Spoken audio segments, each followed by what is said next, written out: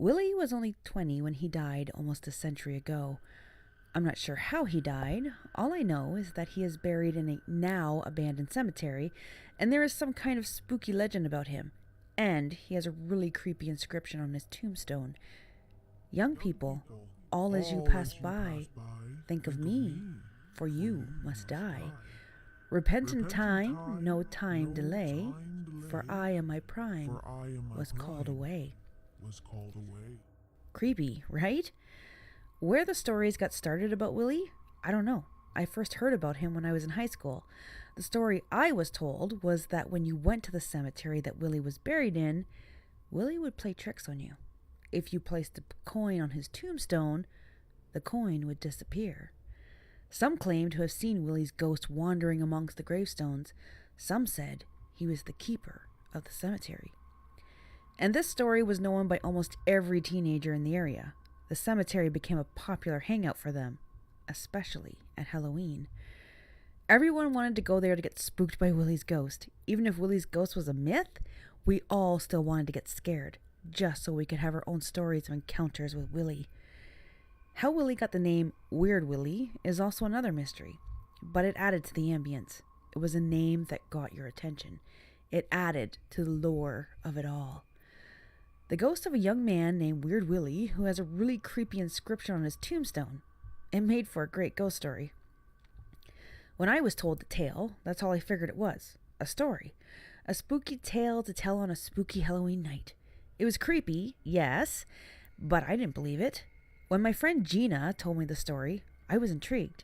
Then when she asked if I wanted to go with her and 3 of our friends, Halloween night, I jumped at the chance. It was exciting. I wasn't really a believer in the paranormal, but I loved a good ghost story. Who doesn't, right?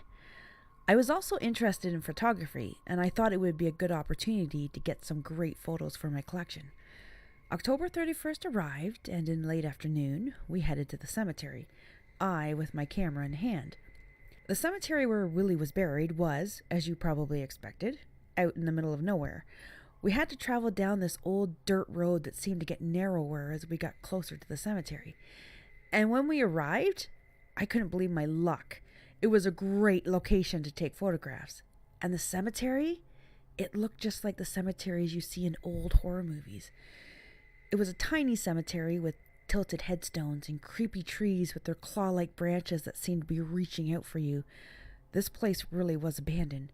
It was obvious it hadn't been kept up in years. We were the only ones there, for now, but we expected more would arrive once night began to set in. There were 4 of us: Gina, myself, Gina's twin brother Todd, and his girlfriend Brooke. It was cold too, which was expected for late October, and a cold wind whipped across the open fields surrounding the cemetery and gave us a chill. I pulled my hat down around my ears and zipped my coat up around my chin. First, we began to explore the old cemetery. Some of the stones were so old, it was impossible to make out the writing. And there was a lot of children buried here, which I know was quite common 100+ years ago, but it was still disturbing. I started snapping photos of the old gravestones. Although the cemetery was abandoned, it was still beautiful in its own way. And then we came to Willie's tombstone, and when I gazed up at it, I felt the hairs on my arms and on the back of my neck stand on end. It was a huge tombstone that towered over us. It even towered over Todd, who stood about 6'2", and it seemed to loom over us, almost threatening. In my mind, I heard the words, "Abandon hope, all ye who enter here." The tombstone was in 3 layers: the base, a square middle section, and then the top that panned out to a pointed cross. It sat under an old tree. Its branches loomed over us and the tombstone. When the wind would blow, the big tree limb above us would make a groaning, crackling noise. And there was that message, inscribed in chilling letters. Young people, all as you pass by, think of me, for you must die. Repent in time, no time delay, for I am my prime was called away. I found it odd how the inscription singled out young people with the words, "You must die." It doesn't say, "You will grow old and die." It said, "Young people, you will die." Did it say it because Willie was young when he passed and people didn't live as long then? Or was it some sort of foretelling? I'm sure Willie would have had no idea when he was alive that his grave would one day attract young people looking for a fright. I also found it interesting that his tombstone was the largest one out of all the others. I also noticed that unlike the others, Willie's tombstone hardly suffered any decay. It almost looked as though it had been erected just a few years ago, not 95 years ago. Odd. I pointed my camera and snapped a picture. The shutter made a snapping sound, and then the small screen showed me a brief image before it went back to its original screen. I frowned. "What the?" I said under my breath. I called up the picture I had just taken. Then I went back to looking at the tombstone, then back at the picture, then back at the tombstone. What? The tombstone in the picture looked different than the tombstone sitting directly in front of me. The tombstone in front of me was a light brown that shone under the afternoon sun. But in the picture, the tombstone was black and in poor shape. An old dead vine crawled around it as though it had sucked the life out of the tombstone and had turned it black. And even weirder, the sky in the picture had heavy, dark clouds, and it looked as though the sun had already set and darkness was soon to set in. And the sky had a sinister, deep red glow to it. It was completely different than what I was seeing. The sky above me was clear for the most part, and we still had another hour or so before the sun would set. I snapped another picture. And the same creepy picture, the same as the one before, appeared on my screen. "Hey guys, come look at this," I said to my friends, who were now looking at other headstones. They came over and I showed them the picture. "I know," Gina said. "It's creepy, isn't it?" She looked from the camera up at the headstone and gave a sort of sneer in its direction. She didn't react to the photo. No one mentioned how the tombstone looked different in the photo than how it was directly in front of us. "Look again," I told her. She did. "Yeah," she said in an almost confused tone. "It's creepy." "Gina," I said, "do you not see the difference here?"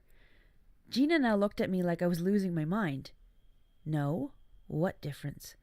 "The tombstone. It's black. The sky looks different. The tombstone is not the same in the photograph." Everyone now stared at me like I really was losing my mind. "Are you okay?" Gina asked. I looked at Todd and Brooke. "Do you guys not see this?" I pointed at my camera. They both shook their heads. "No." Apparently they weren't seeing what I was seeing.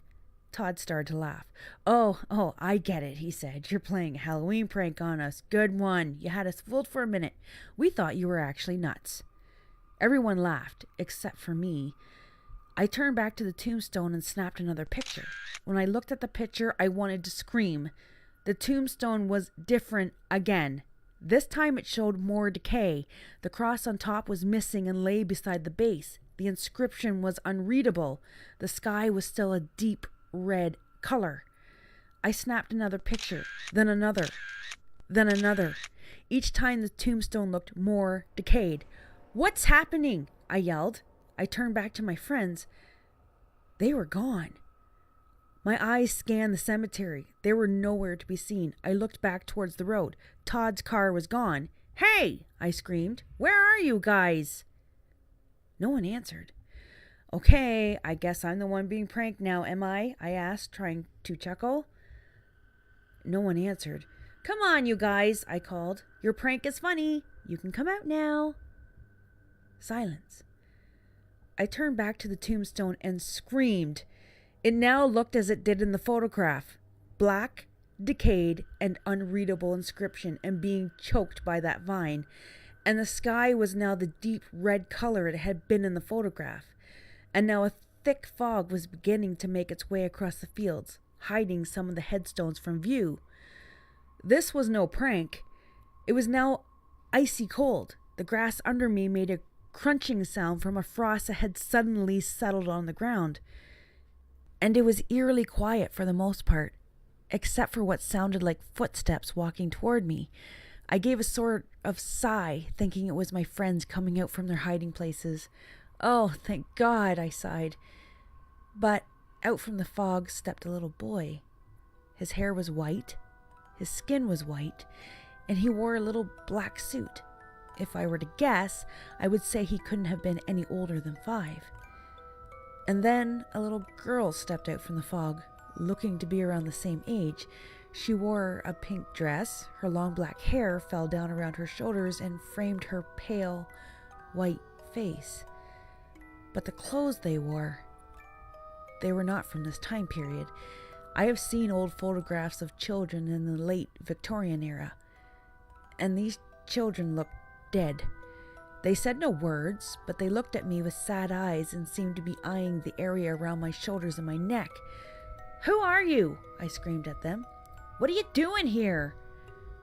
They continued to stare at me with their sad eyes, but said nothing. "Guys," I yelled out to my friends, "please come out. Please." I began to sob. What was happening? I looked at Willy's tombstone and then back at the 2 children. Then I began to back away from them.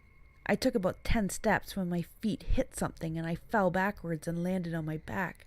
My camera fell forward and hit my face with a loud thud. I sat up and saw what it was that I had tripped over. It was a body. And now the huge limb that had hung from the tree was now on the ground and laying over the body. With the sun setting and making it hard to see, I couldn't tell if it was male or female. "Willy?" I whispered. I pointed my camera again, and this time with the flash on, I snapped another picture.